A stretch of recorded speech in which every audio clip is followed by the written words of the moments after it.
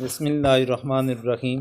حضور اکرم صلی اللہ علیہ وسلم کا شجر نسب، تو ان کا شجر نسب پڑھنا بھی ثواب ہے، سننا بھی ثواب ہے، یاد کرنا بھی ثواب ہے، اور ثواب کے ارادے سے انسان کو کوشش کرنی چاہیے کہ اسے خود بھی یاد کرے اور بچوں کو بھی یاد کروائے۔ حضرت عبداللہ بن عباس رضی اللہ عنہما سے مروی ہے کہ حضور جب اپنا نسب بیان فرماتے تو عدنان سے آگے نہ فرماتے تھے، یعنی عدنان تک جا کر رک جایا کرتے تھے۔ عدنان تک پہنچ کر رک جاتے۔ عدنان تک کے نسب نامہ کی صحت پر تمام محدثین، سیرت نگاروں اور علماء انساب کا اتفاق ہے کہ یہاں تک جو نسب بیان کیا جاتا ہے وہ مکمل طور پر ٹھیک ہے، کیونکہ حضور اکرم صلی اللہ علیہ وسلم بذات خود بھی عدنان تک اپنا شجر نسب بیان فرمایا کرتے تھے۔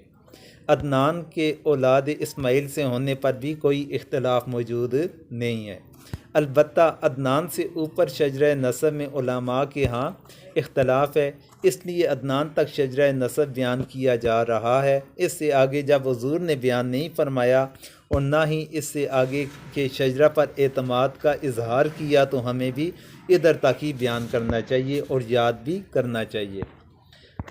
حضور اکرم صلی اللہ علیہ وسلم کا محقق اور مسلم سلسلہ نسب درجہ ذیل بنتا ہے۔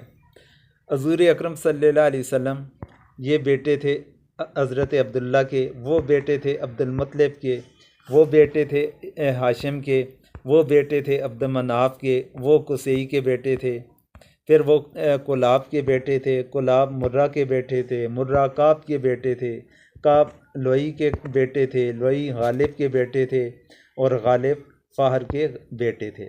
فہر پھر مالک کے، مالک نظر کے، نظر کنانہ کے، کنانہ خزیمہ کے، تو خزیمہ یہ مدرکہ کے، وہ الیاس کے، پھر وہ مضر کے، وہ نزار کے، پھر وہ مات کے، اور وہ عدنان کے۔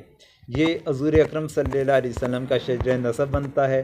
تو اگر یاد کرنا ہو تو محمد بن عبداللہ بن عبد المطلب بن ہاشم بن عبد مناف بن قصی بن کلاب بن مرہ بن کعب بن لوئی بن غالب بن فہر بن مالک بن نظر بن کنانہ بن خزیمہ بن مدرکہ بن الیاس بن مضر بن نزار بن مات بن عدنان، اس ترتیب کے ساتھ یاد کر لیں اور یاد کرنا بھی آسان رہے گا۔ آخر کے اندر آپ حضرات سے دعاؤں کی درخواست ہے۔